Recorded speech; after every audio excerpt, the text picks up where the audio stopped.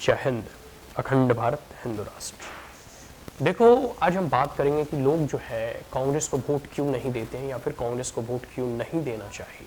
आज से 3 पॉइंट्स को, 3 ऐसे बिंदुओं को हम आपके सामने रखने का प्रयास करेंगे, ठीक है, कि आखिर क्या कारण है कि लोग जो है कांग्रेस से धीरे धीरे जो है दूरी बना रहे हैं, या फिर लोग जो है कांग्रेस को नहीं चाहते या कांग्रेस को वोट देना नहीं चाहते, या क्या ऐसी वजह है जिससे कि हमें कांग्रेस को वोट नहीं देना चाहिए। ठीक है, तो 3 ऐसे पॉइंट कह सकते हो, पॉइंट को हमें यहाँ फाइंड आउट करेंगे। सबसे पहला पॉइंट पता है क्या है कि कांग्रेस में ना डायनेस्टिक पॉलिटिक्स है कि राजा का बेटा ही राजा बनेगा। देखो, सही मायनों में भारत एक लोकतांत्रिक देश है, और जब भारत 1947 में आजाद हुआ तो पूरी की पूरी भारत का एकीकरण किया गया सरदार पटेल के नेतृत्व में, जिसमें कई सारी जो है राजे रजवाड़े ने जो है अपनी जमीनें, अपनी राजगद्दी, सब चीज भारत सरकार के अंतर्गत सौंप दी। लेकिन जब नेहरू प्रधानमंत्री बने, ठीक है, तो एक परंपरा से आ गई कि भाई अब नेहरू के खानदान से ही प्रधानमंत्री बनेगा।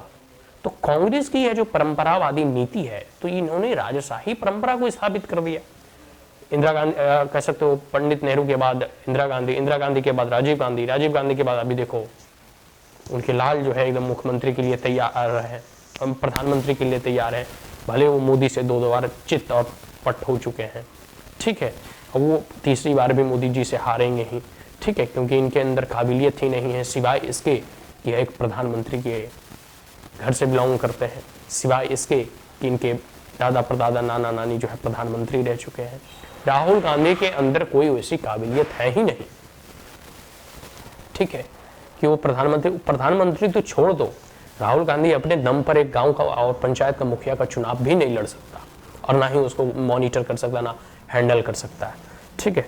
तो ये सब सारी चीजें, तो पहली तो है डायनेस्टिक पॉलिटिक्स। और डायनेस्टिक पॉलिटिक्स में होता है कि जो आम या कॉमन जो वर्कर्स होते हैं, वॉलंटियर्स होते हैं, उनका मनोबल टूटता है, क्योंकि पहले से ही पता रहता है इस गद्दी पर तो यही विराजमान होंगे, अन्य जो लोग जो हैं वो सिर्फ चमचागिरी करने के लिए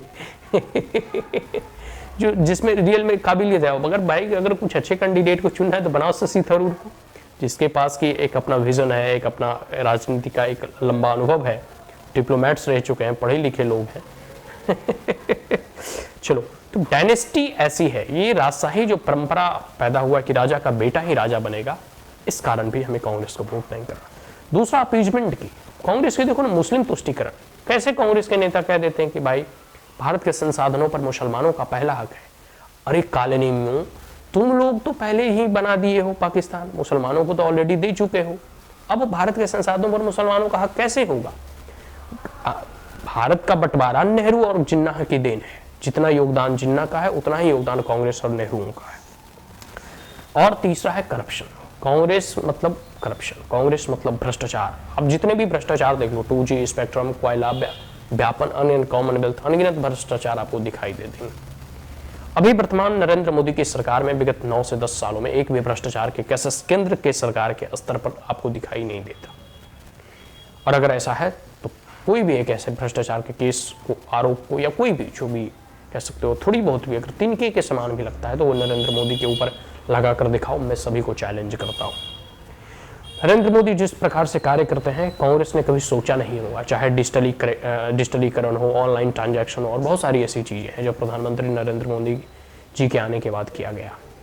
देखो, चाहे डिमोनेटाइजेशन हो, ईडी वगैरह का रेट डालते, देखो कितने करोड़ों रुपया जब नेता और भ्रष्टाचारियों के घर से जो है पकड़ाता है, ठीक है। तो इस प्रकार के भ्रष्टाचार जो है ना कांग्रेसियों के द्वारा किया जाता है। और आपको विश्वास नहीं होगा, राहुल गांधी भले ही डिमोनेटाइजेशन की कितनी ही आलोचना कर ले, लेकिन जो भी डिमोनेटाइजेशन के बाद चुनाव हुए सब में मोदी जी ने जीत हासिल की। पता है क्यों? क्योंकि जिसका भी पुराना का पुराना नोट था वो सब रखा का रखा रह गया, वो कागज का टुकड़ा बन गया, ठीक है। अभी भी जैसे 2000 का नोट बैन किया गया, इसका भी प्रभाव राजनीति पे पड़ेगा ही, आप देख लेना। और आने वाले समय में 500 का भी नोट जो है बंद ही हो जाएगा, देख लेना, ठीक है। तो ये सब सारी चीजें हम स्पष्ट तौर पे कहते हैं कि कांग्रेस में जितनी भ्रष्टाचार थी, या जहां जहां भी कांग्रेस के अभी वर्तमान सरकार है, चाहे राजस्थान देख लो, छत्तीसगढ़ देख लो, जिस प्रकार से भ्रष्टाचार का पूरा बोलबाला है, इसलिए इन्हें वोट नहीं करना चाहिए। तो मैंने 3 ऐसे प्रमुख रीजन बताए हैं। पहला, डायनेस्टिक पॉलिटिक्स, राजशाही परंपरा जो कांग्रेस ने स्थापित की है, इसे उखाड़ फेंकना है।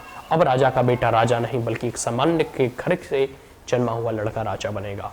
दूसरा, मुस्लिम अपीजमेंट, जो मुस्लिम तुष्टीकरण है ना, ठीक है, इसके कारण, और तीसरा है करप्शन, भ्रष्टाचार। तो ये 3 प्रमुख कारण हैं जिससे कि हमें कांग्रेस को वोट नहीं डालना चाहिए।